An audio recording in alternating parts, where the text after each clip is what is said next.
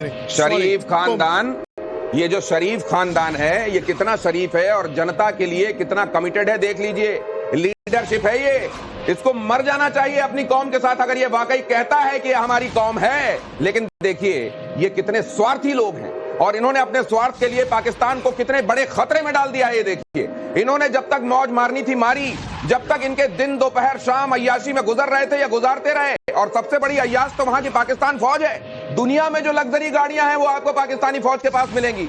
दुनिया में जितने अय्याशी के संसाधन है वो आपको पाकिस्तानी फौज के पास मिलेंगे। आवाम को कटोरा थमाकर प्राइवेट जेट से भागने वाले इन लोगों को आप क्या कहेंगे सिंह सर? देखिए पाकिस्तान अकेला ऐसा देश है जहां पर सेना देश को ऑन करती है। बाकी सभी दुनिया में आप देखेंगे कि सेना सरकार का हिस्सा होती है, लेकिन पाकिस्तान में सेना सबको कंट्रोल करती है। ये जो आज हो रहा है ये उसी की वजह से हो रहा है, क्योंकि उनके रक्षा मंत्री ने क्या कहा हमारे ऑपरेशन सिंदूर के बाद कि हम कोई एस्केलेशन नहीं करेंगे, लेकिन उनके कहने से यहाँ राजनीति के कहने से कुछ नहीं होता है। जो सेना का एक्शन रहा क्या रहा, उन्होंने तुरंत हमारे 15 शहरों पर निशाना बना लिया और वो सोच रहे थे कि शायद वहां भी सिस्टम ऐसा ही होगा जैसा हमारा है। और क्या हुआ, उनके सारे ड्रोन, उनकी सारी मिसाइल सारे इंटरसेप्ट कर दिए गए, एक भी टारगेट उनका सफल नहीं हुआ। तो अब आलम आप सोच सकते हैं कि किस अंजाम की ओर जा रहे हैं, जो मिट्टी में मिलाने वाली बात है, जो कल्पना से परे। इस सबसे बड़ी बात है उस आप कह रहे हैं, असल में वॉर इक्विपमेंट के हिसाब से, जाबाजी के हिसाब से पाकिस्तान भारत के आगे कहीं नहीं ठहरता। लेकिन मीरा मैम मैं दूसरी बात कह रहा हूं, जब आप सच्चाई के लिए लड़ते हैं, जब आप किसी राइट कॉज के लिए लड़ते हैं जिसके लिए आपकी आत्मा गवाही देती है, तो आपका आत्मबल आपके साथ होता है और आत्मबल से बड़ा हथियार कोई नहीं होता। क्या मैं ठीक कह रहा हूं मैम?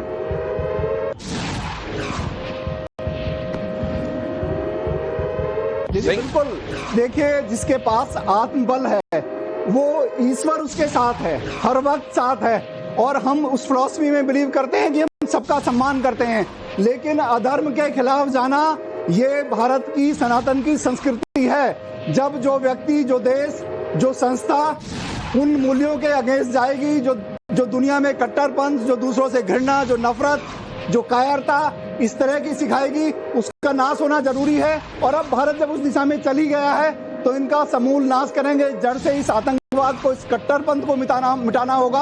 और पूरा विश्व आज हमारे साथ है क्योंकि सभी इससे परेशान हैं। आज जो समय आ गया है ये निर्णायक समय आ गया है और अब मैं सभी देशवासियों से अपील करता हूं कि आप सभी अपने दायित्व का, एक नागरिक, जिम्मेदार नागरिक होने के दायित्व को निभाएं। जो सीमा पार हैं, सीमा के मतलब करीब हैं, उन्हें जो भी प्रिकॉशंस लेनी है, जहां ब्लैकआउट करना है, जो सावधानी बरतनी है, अपने आसपास का ध्यान रखना है, किसी भी मैसेज को फॉरवर्ड नहीं करना, उन सब चीजों का ध्यान रखना है। हम बिल्कुल विजयी होंगे और हम जिस तरह से अग्रसर हैं, हम अपने आत्मबल के साथ, हम अपने एक्शन में इंडियन एयरफोर्स के जगुआर फाइटर्स, एक्शन में इंडियन एयरफोर्स के जगुआर फाइटर जेट, क्या जगुआर, क्या रफेल, क्या मिग, क्या हमारा तेजस, इस समय हर कुछ एक्शन में है। और पाकिस्तान को जीवन भर का सबक देने के लिए हमारे जांबाज अब पहुंच गए हैं वहां जिसको कहते हैं आप रण का मैदान।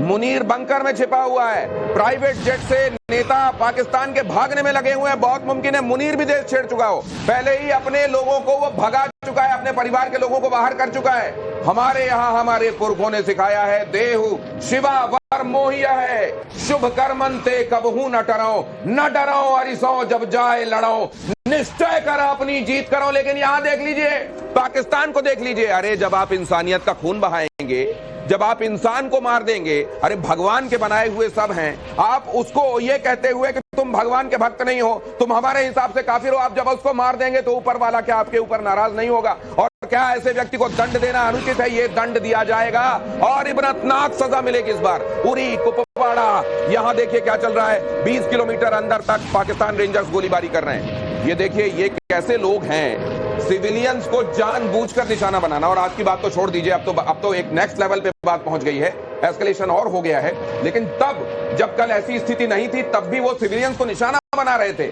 ऐसे ही लोग होते हैं जिनको कहा जाता है कि वो शिखंडी की तरह हैं।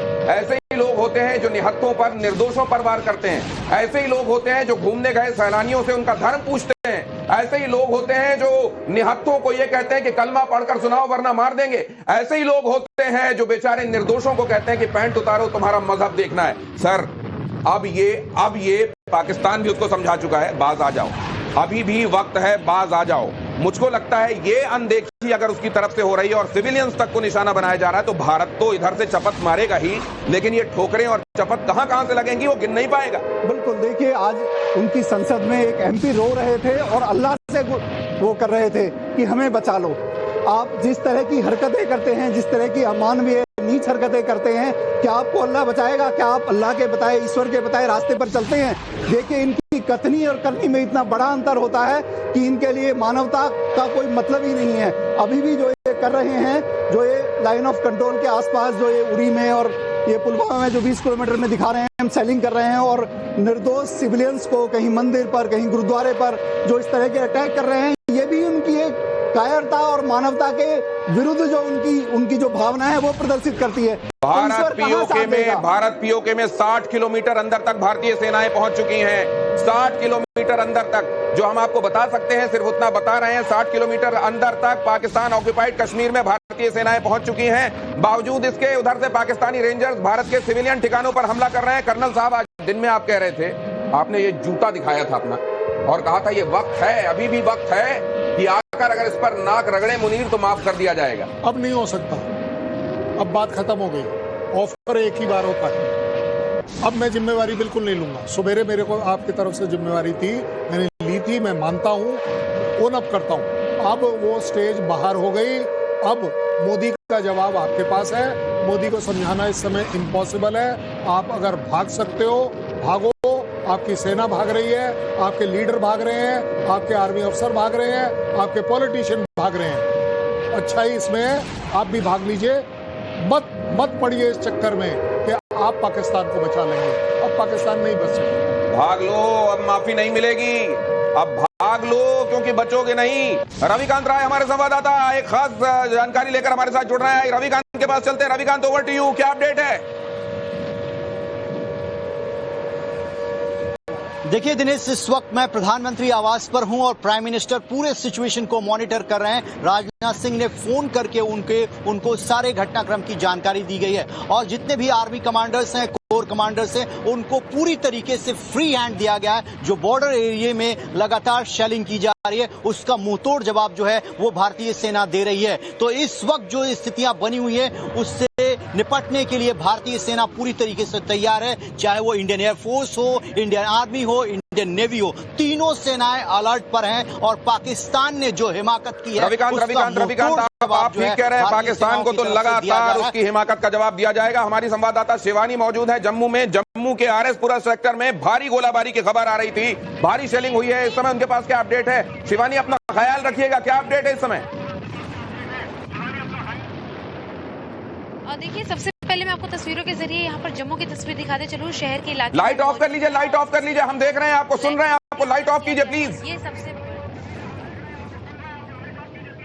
लाइट ऑफ करते हैं हम लोग और कोशिश करते हैं आपको दिखाने की एक तरफ से कि किस तरह से आप देख पाएंगे यहाँ पर कि एक सन्नाटा जो है वो पसरा हुआ है। ब्लैकआउट जो है वो किया गया है इस पूरे इलाके को। साफ तौर पर अलर्ट जो है वो सबसे हाईएस्ट मोड पर है यहाँ पर। और जिस तरीके की तस्वीर लगातार पाकिस्तान के न्यूज चैनल्स पर दिखाई जा रही है कि बॉम्बिंग, शेलिंग और कई सारे अपघात जो हैं वो जम्मू के अंदर वो करने में कामयाब रहे हैं, वो पूरी तरह से गलत अफवाहें हैं। ये इस रिपोर्ट से आपको मैं कंफर्म कर सकती हूँ क्योंकि यहाँ पर ऐसी कोई भी घटना नहीं घट रही है जिसके अंदर आदमी को नुकसान हो। इवन मूवमेंट जो है वो लोगों की आप महसूस कर सकते हैं। और इसीलिए मैं आपको बताते चलूं कि पाकिस्तान लगातार जो झूठी अफवाहें फैला रहा है कि भारत को उसने निस्तानाबूद कर दिया है, जम्मू के इलाके में इतने हमले कर दिए हैं, एयर स्ट्राइक कर दी है। हम बिल्कुल एयरपोर्ट एरिया के पास मौजूद है जहाँ पे बिल्कुल सन्नाटा है, बिल्कुल शांति है। और इसीलिए पोखरण में पाकिस्तान के 8 ड्रोन ढेर कर दिए गए हैं। भारत ने पाकिस्तान के 8 ड्रोनों को